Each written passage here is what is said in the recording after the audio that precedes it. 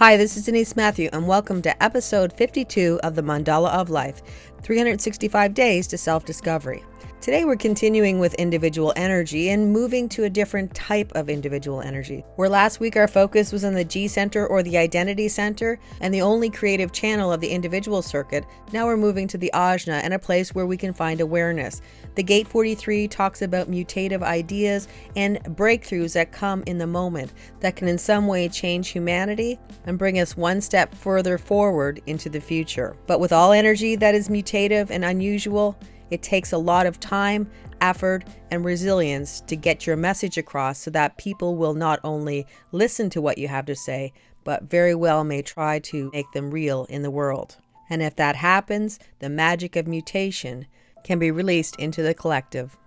The Gate 43 is half of the channel, the 4323, and is one of the three oppositions, which means that not only are certain gates opposite each other in the mandala, but they also come together to make a full channel.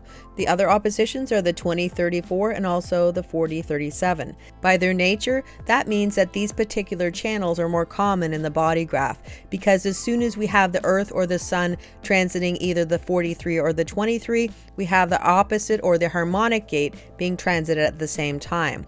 And to add to this emphasis of having it more frequently, we also have the nodes that transit these energies about every 9 years. So every 9 years for a couple of months, we have the nodes transiting those particular gates as well. So we have a lot of people who have these energies in their body graph, meaning that this energy is part of the totality and it conditions the rest of the world because there are more people who have it.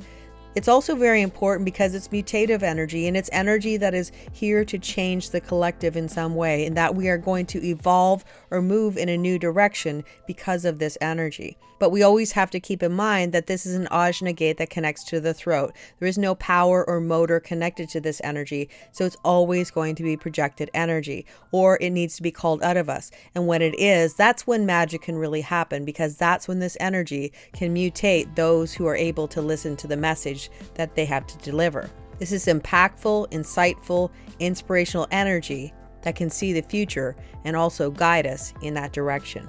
But before we get into new content, let's quickly go over what we talked about in our last episode.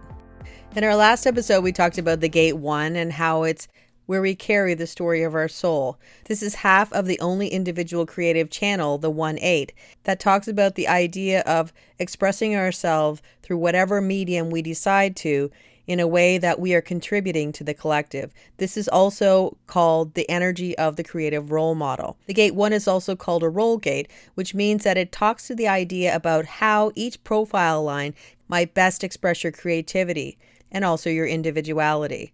This is projected energy, meaning that it's always going to be better received when we're asked or acknowledged for what we have to contribute. And when that happens, that's when our magic can be released. This is never about being the best. It's always about being you and being your best self. And when you're expressing yourself in all its fullness, it's always just right. And if you want more information about the Gate 1, please check out episode 51 of the Mandala of Life. With that said, let's get into some new content. And please don't forget to check out the other episodes of the Mandala of Life. The Gate 43 is half of the channel, the 4323, where the Gate 43 is the mutative ideas or the mutation that comes in a pulse. The Gate 23 is how we articulate it or translate it. The Gate 23 is called splitting apart. It takes the mutative energy of the Gate 43 and in some way pulls it apart into smaller components so that it can be understood by other people, so that at some point this mutative energy can get out in the collective. The 4323 channel is sandwiched in between the other two channels, the 1156 and also the 1762, which are also Ajna to throat energies. And though all three channels go from the Ajna to the throat, the 4323 is much different than the other two in that it is completely connected to acoustic energy, or what Ra Uru called the third ear, in contrast to what some people call the third eye. So this means that there is a deep connection with this full channel and acoustic energy and also the sounds all around you. This can sometimes be described as having a sound that you want to describe to the collective. The full channel is called the channel of structuring, which means that it's all about trying to structure your mutation in a way that people can understand what you're trying to bring forward. This is far-reaching and innovative ideas that haven't been seen before. So most times when people hear this information, it could be rejected in that people don't understand what exactly it means. That's why timing and acknowledgement is so important when we're talking about the energy of the mutation that comes from this channel, because although all projected energies do better when you're being acknowledged for your input, this channel especially adheres to that principle in that when you are being acknowledged or asked for what you have to say or your input, that's when something clicks on and you have the ability to explain what you need to explain to the people that are listening to you. And when that happens, that's when we have an opportunity to have that mutative idea or that far-reaching new plan to come into fruition or to be brought into the collective, because we know to get something brand new off the ground, we need other people to support our work so that we can have the help to bring it into the collective, because naturally the collective don't want brand new things coming in. If it's not considered logical or something that we can predict to go into the future, or it's not considered abstract where we can predict where it's going from the past, then it's brand new and we just don't know exactly where it's going to go.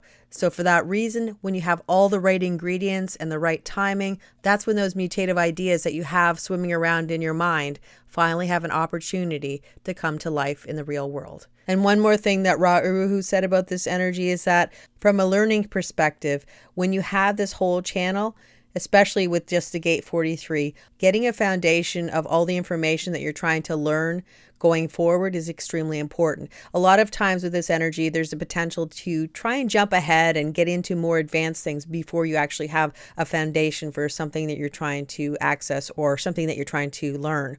Without the foundation, it's very difficult for somebody with a 4323 to continue to move to the more advanced or complicated parts of it. So in this case, it's extremely important to build a foundation and then to slowly gain all the other parts or components of the things that we're trying to learn. But since we're talking about the Gate 43 today, let's talk about the Hanging Gate 43. If there's a key word that we can connect with the Gate 43, it's efficiency. And there's a lot of ways that this can manifest. It could be efficiency of not wasting energy, or it can be efficiency with doing things the easiest way possible, or the easiest way to understand a new concept. That's the whole point of the energy of the Gate 43.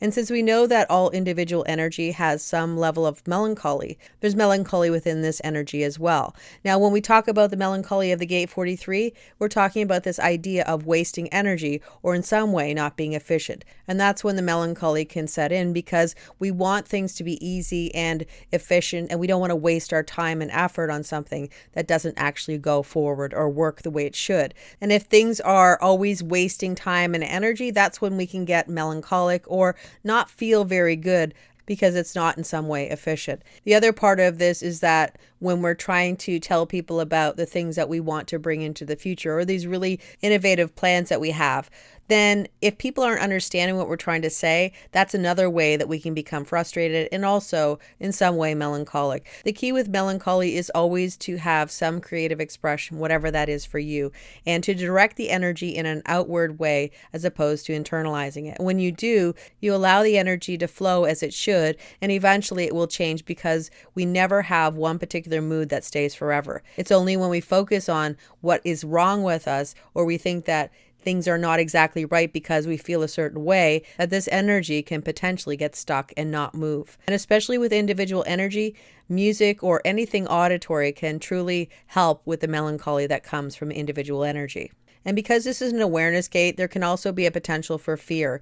The fear here is that those mutative ideas that you have may never get out into the collective and people will never listen to what you have to say. But the key is always about timing. It's divine timing or universal timing, that when you have the right people asking you about what you know, then that's when everything can click into place and you can start to tell everybody what you have in your mind, or those ideas that haven't been manifested in the world, those new original things that nobody has talked about, because this is always about being unique in some way. If you're waiting for timing and allowing people to ask you for what you know, then that's when people can consider you a genius. But if you're jumping ahead and not waiting to be acknowledged by people, that's when people can shut you down and not understand what you have to deliver, and in some way think that your ideas are strange or unusual. And it's also important to remember that with the awareness that comes from the Ajna, it's always an awareness that comes over time. It's not something that comes right away. So there's potential to have mutative downloads or pulses of energy that is brand new. But if we're just telling everybody what we got right away, it may not be fully formed. So it's about waiting and allowing it to become more full-bodied so that we can actually describe it or give that innovative idea to the collective in a way that it can be assimilated into the collective, because that's the bottom line. We want to have this energy get out into the real world so that it doesn't just stick around in our mind. In fact, we can actually get something into the manifest world, which is the goal of all mutative energy. And the difference between things that get out into the world and make a mutative difference and those that don't is always about divine timing, and knowing that when the right people ask the right questions, then that is when your innovative ideas can gain momentum and become manifest in the world.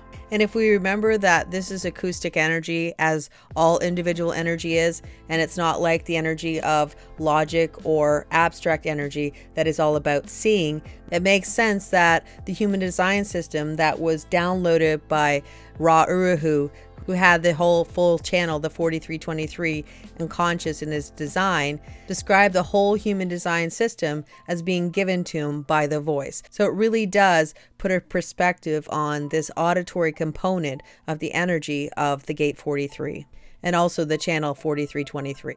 And one more thing about the hanging gate 43 is that because you have the hanging gate 43 and there's no connection to the throat, it could be a problem to try and articulate what you want to say. And that is where the gate 23 can come in and be sort of a translator to translate what you have in your mind or the acoustic energy of mutation.